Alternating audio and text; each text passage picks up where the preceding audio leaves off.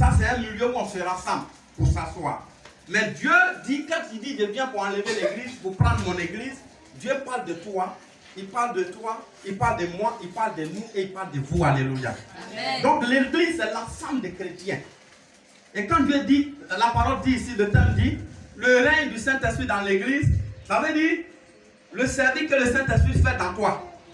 C'est comme ça qu'on peut exprimer. Alléluia. Amen. Le service et le temps que le Saint-Esprit passe à l'intérieur de toi, à l'intérieur de moi. C'est ce que dit le sujet. Maintenant, quand on passe du côté Saint-Esprit, le côté esprit, maintenant, nous allons un peu prendre un peu de temps pour expliquer pour que le peuple de Dieu comprenne. On va pouvoir faire même l'historique de l'Esprit de Dieu.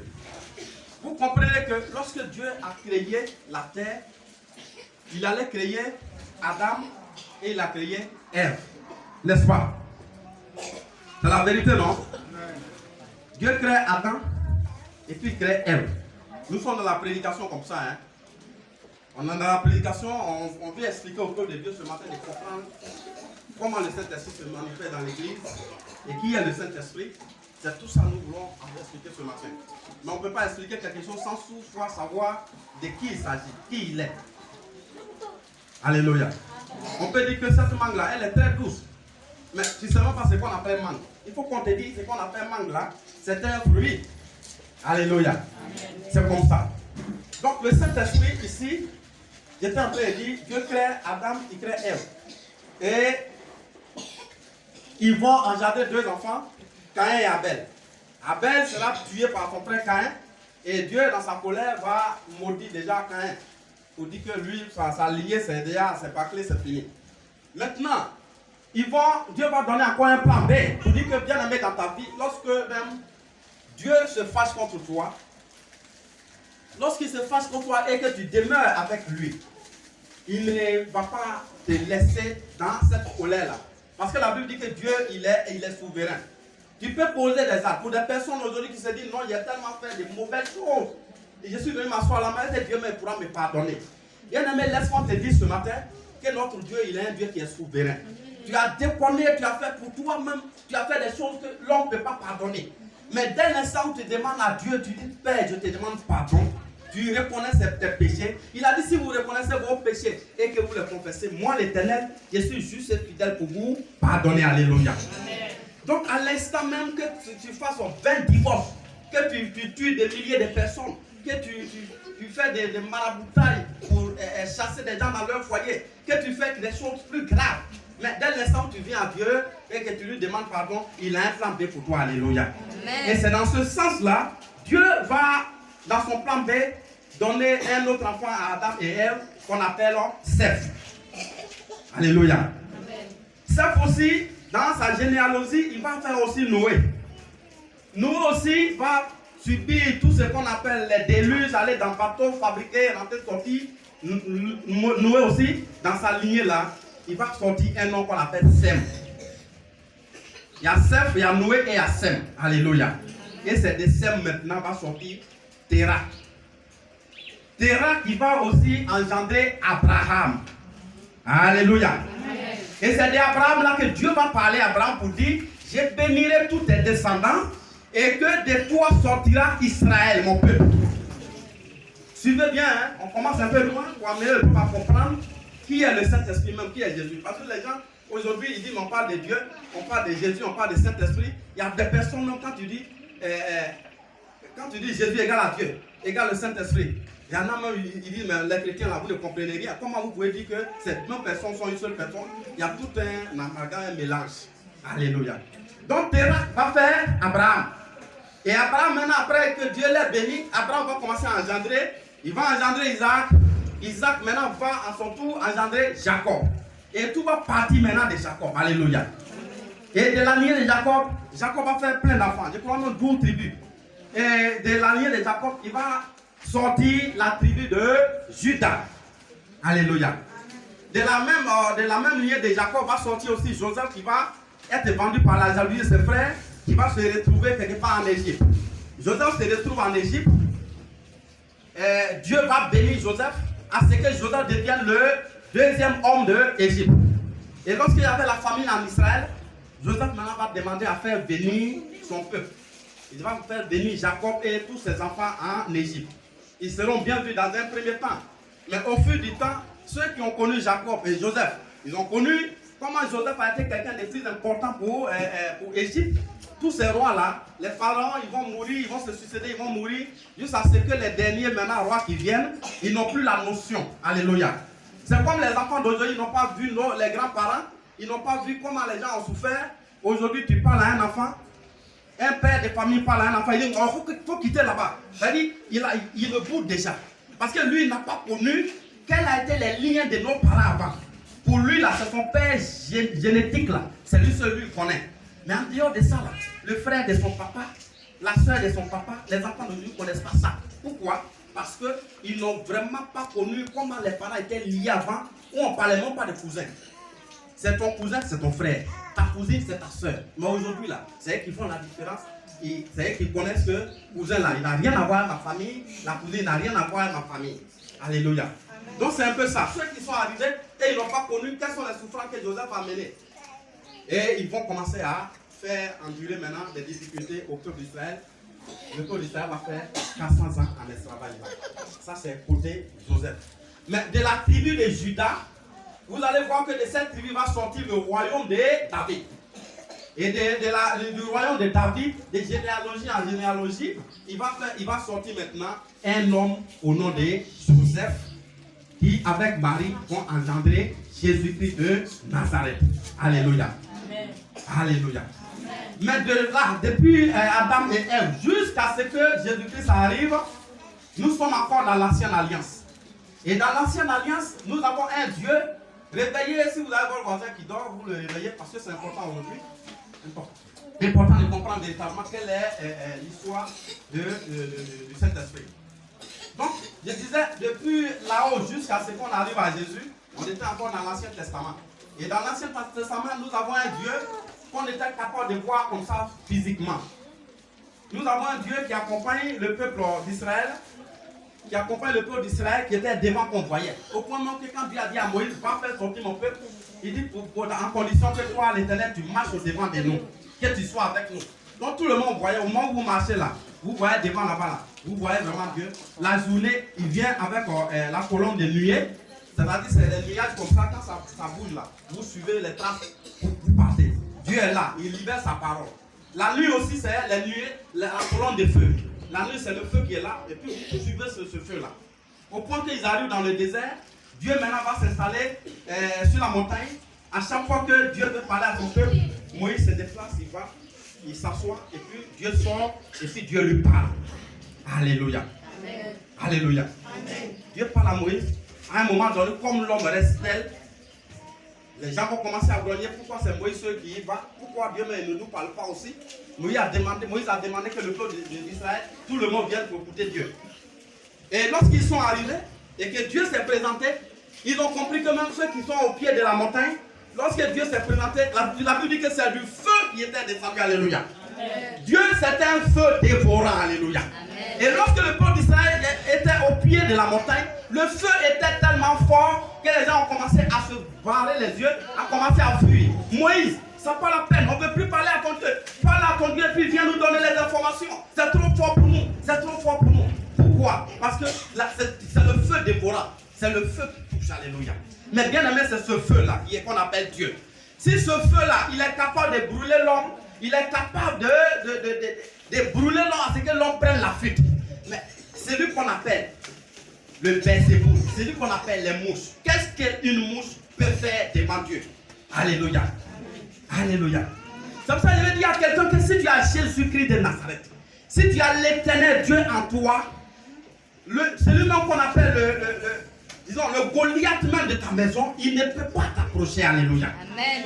Parce que c'est le feu qui dégage. Amen. C'est lui qu'on appelle ton ennemi, Dieu l'appelle les mouches. Mais une mouche devant le feu ne peut pas résister.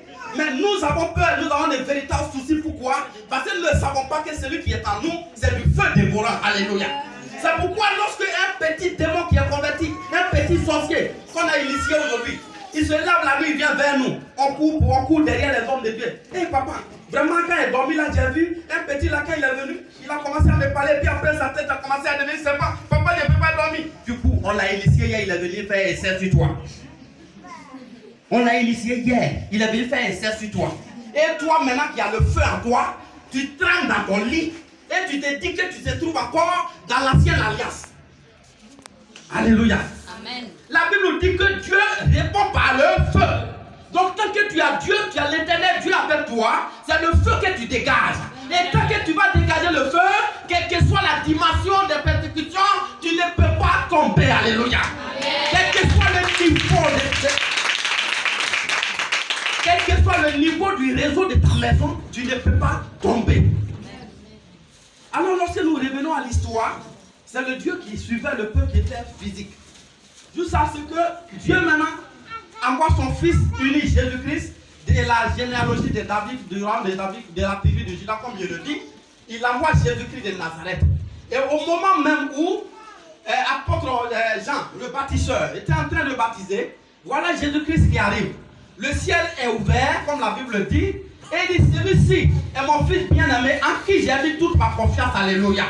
C'est l'éternel Dieu qui nous présente Jésus-Christ comme le fils bien-aimé, en qui il a mis toute sa confiance. Ce qui veut dire quoi?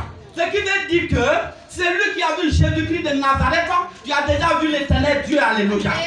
Celui qui a vu Jésus-Christ, tu as déjà vu Dieu d'Israël. Il a dit, moi et le Père, nous sommes un. Je suis la porte. Celui qui passe par moi arrivera au Père. Dieu, il présente son fils. Il dit, celui-là, c'est mon fils bien-aimé en qui j'ai mis toute ma confiance. Écoutez-le. Alléluia. Alléluia. Il veut que nous l'écoutons. Dieu nous a donné déjà l'ordre. Il a déjà fait une passation. On appelle ça une passation. Dieu qui marchait hier au devant de nous, il a dit maintenant c'est mon fils que j'envoie vers vous. Il a ouvert le ciel et il nous parle. Il dit j'envoie mon fils que j'aime tant envers vous.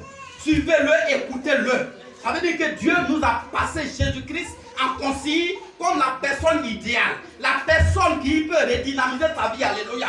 La personne qui peut changer tes standards, c'est Jésus-Christ. La personne qui peut changer tes visions, c'est Jésus-Christ de Nazareth. La personne qui peut changer tes projets, c'est Jésus-Christ de Nazareth. Et il nous fait passer Jésus-Christ en consigne. Et le prophète Esaïe va nous dire ce que Christ a dit. Quand vous prenez Esaïe 61, verset 1 à 2. Si quelqu'un a trouvé, nous allons faire sa première lecture. Esaïe 61, verset 1 à 2. C'est le prophète Esaïe qui parle maintenant en ce moment-là. Mais il parle, il transmet la parole de Jésus. Esaïe 61. Esaïe 61. Esaïe 61, verset 1 à 2. Verset 1 à 2. La parole de Dieu avec respect. L'Esprit du Seigneur.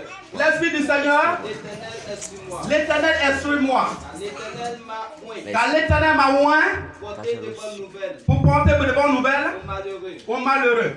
Il m'a envoyé pour guérir ceux qui ont le cœur brisé. Il m'a envoyé pour guérir ceux qui ont le cœur brisé. Attends, l'homme de Dieu. C'est Jésus-Christ qui parle. Mais là, cette parole a été transmise par le prophète Esaïe.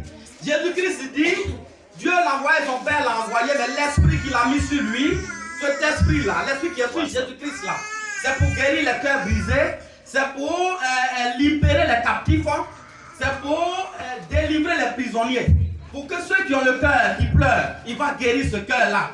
Ceux qui ont toujours les mauvaises nouvelles. Moi, dans ma vie, là, c'est mauvais nouvelles sur ma reçoit. Il dit, il est venu pour donner la bonne nouvelle aux malheureux. Alléluia. Frère, tu peux t'asseoir, s'il te plaît. Les gens, on peut continuer, il faut continuer la lecture à la maison. Donc, pour dire que quoi? Jésus-Christ, que Dieu passe à consigne, Dieu ne l'a pas envoyé comme ça, comme un homme simple. Alléluia. Dieu l'a envoyé en deux parties. Il y a le côté homme et il y a le côté esprit que Dieu a mis en Jésus-Christ. Et Jésus-Christ nous dit que c'est par cet esprit que l'Éternel Dieu a mis en lui.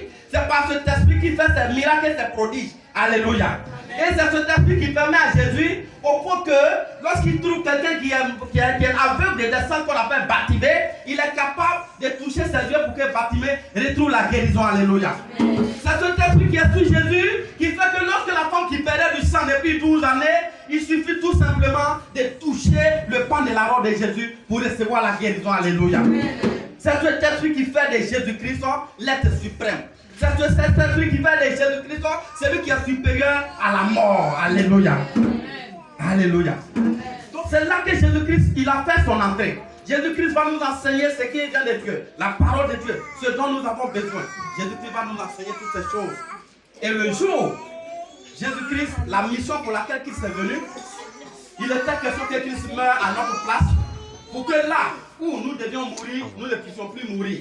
Pour que là où nous devions avoir des problèmes, si nous reconnaissons et que nous croyons que Christ est mort pour ce problème-là, ce problème soit résolu. Alléluia. Christ, il meurt, troisième jour, il ressuscite des morts. Et il dit qu'il fait son petit temps. Il passe son petit temps, 40 jours avec son peuple. Et il dit, je dois l'heure arriver pour que je monte. Je dois monter maintenant à la droite du Père. Mais je ne vous laisse pas orphelin. Alléluia. Nous allons maintenant tout droit vers le Saint-Esprit. Il dit, je ne vous laisse pas orphelin. Je vais à la droite du Père pour intercéder pour vous. Mais je vous enverrai mon esprit qui vous conduira dans la vérité. Je vous enverrai mon esprit qui vous convaincra du péché. C'est pourquoi, bien aimé, tu vas comprendre que il peut arriver des fois où tu es en train de poser un acte qui n'est pas bon. Il y a quelque chose qui te dit, avec une voix douce qui te dit, non, ce que tu fais là, vraiment il faut laisser. Et maintenant la voix de la chair te dit, non, c'est tristesse. Devant tout ce monde-là, ta famille est là, tes frères sont là, tes voisins sont là. Donc c'est toi qui est mongol, quoi. Non, c'est foutaise. Si c'est moi là, non, il y a longtemps, il a réglé ça la même. Ça peut pas faire 2 minutes avec moi. Donc la chair va te parler. L'Esprit de Dieu va te parler maintenant d'une voix douce. Alléluia. Donc le jour de la Pentecôte, cet esprit-là va descendre, comme Jésus-Christ le dit. L'Esprit de Dieu descend le jour de la Pentecôte et il va s'emparer des apôtres qui étaient présents. Alléluia. Alléluia. Est-ce que c'est pas bon ça, peuple de Dieu? Amen. L'Esprit de Dieu descend. On n'a plus besoin, quand tu as boaké et que Moïse est habitant, tu n'as plus besoin de courir, quitter boaké, venir voir Moïse pour qu'il aille consulter Dieu pour toi. Mais l'Esprit de Dieu descend maintenant, il est en tout temps, en tout lieu et à tout moment. Alléluia. Est-ce que c'est pas bon ça, bien aimé? Et il habite où? Quand il est descendu, il habite où? Il n'habite pas dans une maison, mais il habite dans son église. Et son église, c'est qui? C'est toi, c'est moi, c'est nous, c'est vous. Alléluia. Alléluia. Voilà comment l'histoire de l'Esprit de Dieu, s'il y a lieu de connaître l'histoire de l'Esprit de Dieu, voir comment la chose s'est produite. Et l'Esprit de Dieu descend le jour de la Pentecôte. Et l'Esprit de Dieu va habiter maintenant à l'intérieur de toute personne au milieu de nous. Il va se manifester en tout lieu, en tout moment, à tous les niveaux. Alléluia. Donc, en influence, notre sous-thème d'aujourd'hui, c'est l'influence du Saint-Esprit. Vous savez comment le Saint-Esprit, quand il vient dans ta vie, comment les choses changent? C'est de ça que nous allons parler maintenant. Ce que nous venons de faire, c'est l'historique. C'est vrai, on est à 11h30. On va aller un peu rapidement, puis on prend 20 minutes pour parler de ça. Quelqu'un va me prendre la Bible dans le livre de 2 Corinthiens 3, verset 15 à 2 Corinthiens 3, verset 15 à 18. 2 Corinthiens 3, verset 15 à 18. Si quelqu'un a trouvé, 2 Corinthiens 3, verset 15 à 18.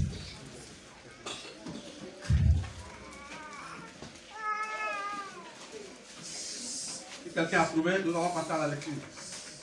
2 Corinthiens 3, le verset 15 à 18 que je lis. Oui, la parole du Seigneur avec la Jusqu'à ce jour, quand on lit Moïse, lorsqu'on lit Moïse, ça c'est verset 15, hein? Jusqu'à ce jour, lorsqu'on lit Moïse, un voile est jeté sur leur cœur. un voile est jeté sur leur cœur. C'est ce qu'on vient d'expliquer tout à l'heure. 2 Corinthiens 3, verset 15. On dit lorsqu'on lit Moïse, ça dit quand tu penses Moïse déjà, tu vois un voile qui est jeté sur les cœurs. C'est-à-dire quoi? Il y a un flou, un voile qui est là. Et ce voile, pour que tu sois en accès, tu puisses avoir accès à Dieu, il faut passer forcément par un intermédiaire qui est Moïse. C'est ce que la Bible dit ici au verset 15. Il y a un voile qui est jeté sur les cœurs. Au point qu'il y a un flou, pour parler à Dieu, il faut passer par Moïse. Au verset 16 maintenant. Mais lorsque les cœurs se convertissent, le voile est ôté. La soeur, on va marquer une pause là. Je crois que tu vas apprêter tes forces, hein. Tu vas laisser arrêter jusqu'à ce qu'on finisse la prédication pour le reste du temps. Alors on est au verset 16. La Bible dit ici que lorsque les cœurs sont convertis, le voile est déchiré. Alléluia.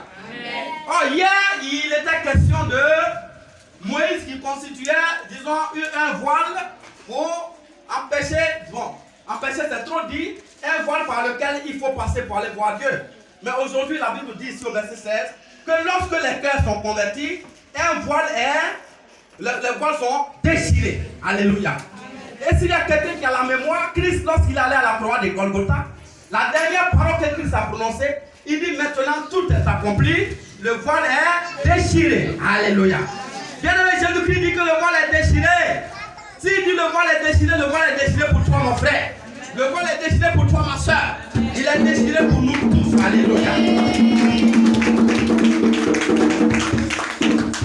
Mais là, l'apôtre Paul a ajouté une chose. Il a dit c'est quand le cœur, lui, il est converti, que le voile, maintenant, il est déchiré. Parce qu'il y a ce qu'on appelle la théorie et la pratique. Jésus-Christ a dit que le voile est déchiré. Mais est-ce que, mon frère, pour toi et pour moi, le voile est vraiment déchiré? Alléluia. Est-ce que le voile est vraiment déchiré? Est-ce qu'ils ne sont pas en train de marcher comme nous étions encore dans l'Ancien Testament? Est-ce qu'ils ne sont pas en train de marcher comme si Jésus-Christ n'est pas venu à la croix? Est-ce qu'ils ne sont pas en train de marcher comme nous suivons un être capable? Bien-aimé, Dieu m'envoie vers toi ce matin pour te dire que de sortir de l'ignorance, alléluia. J'ordonne, je déclare ce matin que tu sors de l'ignorance, alléluia. Tu dois sortir de l'ignorance ce matin au nom de Jésus. Le voile est déchiré pour toi. Le voile de la maladie est déchiré pour toi. Quand je te regarde ce matin, le voile de célibat est déchiré pour toi au nom de Jésus. Le voile de la pauvreté est déchiré pour toi au nom de Jésus. Le voile de la tristesse est déchiré pour toi. Le voile du chômage est déchiré pour toi au nom de Jésus. Il dit quand les cœurs sont convertis, le voile est déchiré. On parle de cœurs convertis comment? Le cœur est converti lorsqu'on parle de quelqu'un qui se loigne du péché. Alléluia. Le Saint-Esprit, il est certes vrai que Dieu l'a envoyé. Jésus-Christ l'a envoyé pour qu'il habite à l'intérieur de nous. Mais le Saint-Esprit, il a cet terme. Alléluia. Alléluia. Apôtre Paul a dit dans ses écrits, il a dit, n'attristez pas le Saint-Esprit. Si Paul dit de ne pas attrister le Saint-Esprit, ce qui veut dire que il peut arriver où on attriste le Saint-Esprit. Alléluia. C'est comme on le disait à l'entame de message, on parlait du professeur. Un professeur, tu peux aller dans un établissement, il y a le fondateur de l'établissement qui est là. Mais le fondateur de l'établissement, il n'est pas, il a quelque sorte un patron pour toi, mais ce n'est pas un patron dominateur. Alléluia. C'est-à-dire vous travaillez en collaboration. Au point que le professeur, lui, il faut qu'il soit satisfait pour qu'il atteigne ses objectifs.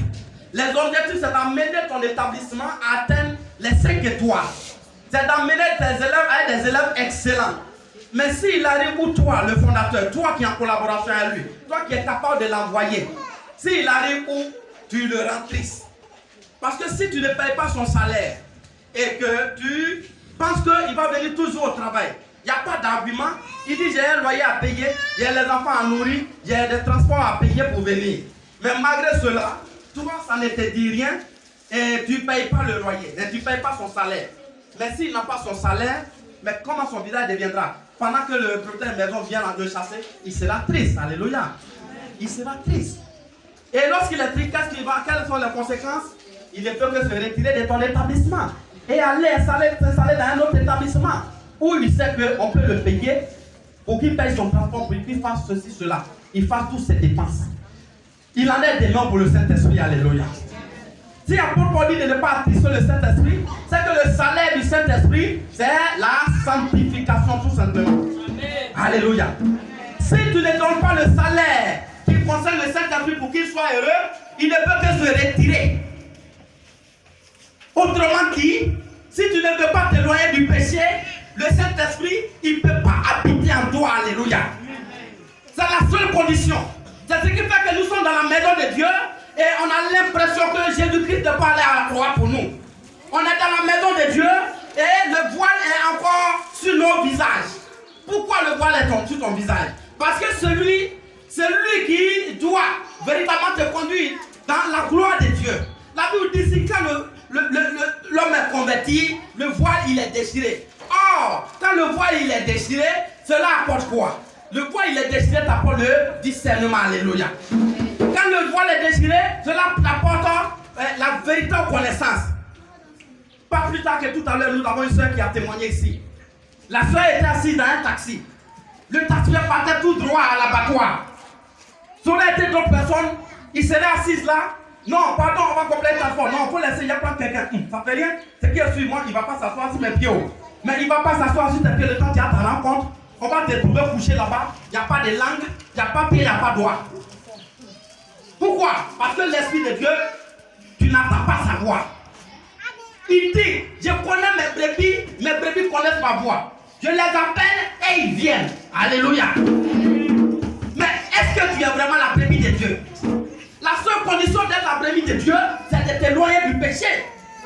Le jour de la Pentecôte, l'Esprit de Dieu vient. Il se manifeste. Le peuple, les Juifs qui étaient là, ils ont trouvé que les Simons, les Pierre, les Tartés, les Jacques, c'était, pour la plupart du temps, c'était des pécheurs. C'était des ferronniers. C'était des personnes qui se débrouillaient. Donc pour les Juifs qui sont des intellectuels, qui sont des cerveaux, ils ont dit, mais ceux-là, c'est un peuple sans connaissance. C'est-à-dire, c'est comme quand tu parles à quelqu'un, on dit, tu es un analphabète. Lui là, c'est un analphabète, il n'y a rien en lui. C'est un peuple sans connaissance, un peuple sans sagesse. C'est-à-dire, ils ne sont pas poussés les études loin. On l'a trouvé, est-ce que pour prendre filet, pour prendre la maison, pour prendre poisson dans l'eau, on n'a pas besoin de souffrir pour ça. On n'a pas besoin de faire école, alléluia. Alléluia. Donc, selon les Juifs, c'est un peuple sans connaissance. Mais bien aimé, laisse-moi te dire, le jour de la Pentecôte, une chose extraordinaire va te produire. Une chose extraordinaire va te produire. Les apôtres arrivent devant le temple. Ils arrivent devant la belle porte. Il y avait un aveugle. Pendant que les seuls noms qui sont les intellectuels, les docteurs, les maîtrisants, ils voient leurs frères en train de mendier tous les jours devant la belle porte. Mais ils n'ont pas la possibilité. Leur messie ne peut pas atteindre sa solution. Leur messie ne peut pas guérir ce dernier. Mais il y a un médecin des médecins qui va descendre le est-ce que le médecin des médecins descend le jour de la Pentecôte? Ils disent, nous n'avons pas l'argent à te donner. Parce que ton problème est au-delà de l'argent. Ton problème de l'argent, il s'appelle Jésus-Christ de Nazareth.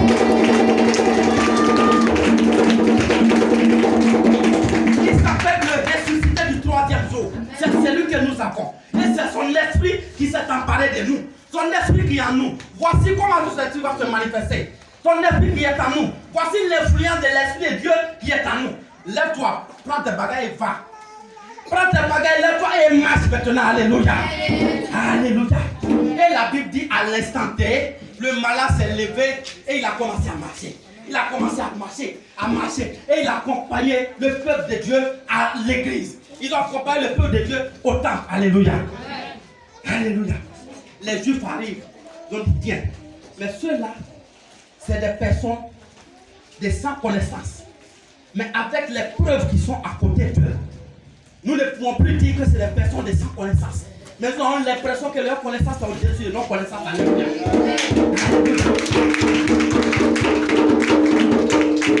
Quand cela devait dire à quelqu'un ce matin, que dans ta maison, ceux qui t'ont méprisé hier, à cause de ta relation avec le Saint-Esprit, ces personnes-là viennent pour te glorifier au nom de Jésus. Ceux qui ont pris ta place dans un foyer hier, à cause du Saint-Esprit, que tu sois rayonnant et que tu maries celui-même qui est le plus milliardaire des milliardaires. La Bible dit que, au temps du roi Assuérus, il y avait un homme, Aman, qui cherchait à exterminer tout le peuple d'Israël. Mais la reine Esther, elle allait demander au peuple d'Israël de se sanctifier par le jeûne et la prière. Mais qu'est-ce qui va se produire? Le roi voit la reine venir. Il dit, mais tiens, je n'ai jamais vu une femme aussi plus belle que celle qui est en train de venir. Alléluia. Je n'ai jamais vu une femme aussi plus belle que celle qui est en train de venir. Madame, demandez-moi, même si c'est la moitié de mon royaume, je te donne cette moitié-là. Si c'est la moitié de mon royaume, tu veux, je te donne cela. Pourquoi? Quelqu'un qu'on veut tuer hier, on lui donne aujourd'hui la moitié du royaume. Pourquoi? Parce que le Saint-Esprit s'est manifesté. Alléluia. Le Saint-Esprit s'est manifesté. Je déclare que le Saint-Esprit se manifeste au-delà de tes attentes au nom de Jésus. Je déclare que le Saint-Esprit se manifeste dans ta vie au-delà de tes attentes. Amen. Il se peut que peut-être tu traînes une maladie depuis longtemps. Les gens te donne des calmants à l'église. Et dis non, autant pour moi à l'hôpital. Mais l'Esprit de Dieu m'envoie te dire ce matin, avec la prière, cette maladie prend la fuite maintenant au nom de Jésus-Christ. Cette maladie prend la fuite maintenant au nom de Jésus-Christ. Bien-aimé, Dieu m'envoie t'exhorter ce matin que le voile est déjà déchiré depuis la croix de Golgotha. Le voile est déjà déchiré depuis la croix de Golgotha. Je te dis, le voile est déjà déchiré depuis la croix de Golgotha. Si pour toi le voile n'est pas encore déchiré, c'est parce que tu attrises le Saint-Esprit. Alléluia. Il a dit dans le livre de Jean 16, verset 7 à 8. Je vous envoie mon esprit qui vous conduira dans la vérité. Il vous convaincra aussi du péché, bien aimé. L'Esprit de Dieu, il te convainc toujours du péché. Mais tu ne sors pas de ce péché-là. Il veut t'envoyer là où tu dois marcher. Mais la chair te pousse toujours à vouloir ce qui n'est pas bon devant Dieu. Alléluia. Le voile, il est déchiré. Au verset 7, on dit, lorsque les cœurs sont convertis, le voile, il est déchiré. Donc pour que le cœur soit converti, le fait de fuir loin du péché, le fait de t'éloigner du péché, tu viens de convertir ton cœur comme ça. Or, si ton cœur est converti, tu deviens amené à faire le Saint-Esprit. On va aller au verset 17. Verset 17. Or, le Seigneur c'est l'Esprit. Le Seigneur c'est l'Esprit. Et là où est l'Esprit du Seigneur, Oh, là où il y a l'Esprit du Seigneur, là est la liberté. oh, gloire à Jésus. Amen. Gloire à Jésus. Là où il y a l'Esprit du Seigneur, il y a là la délivrance. En d'autres termes, l'Esprit du Seigneur est l'artisan de la délivrance. Alléluia. Le professionnel de la délivrance, c'est l'Esprit du Seigneur. Le professionnel de la délivrance, l'artisan de la délivrance, c'est l'Esprit du Seigneur. Le médecin de la délivrance, c'est l'Esprit du Seigneur. C'est la Bible qui le dit au verset 17.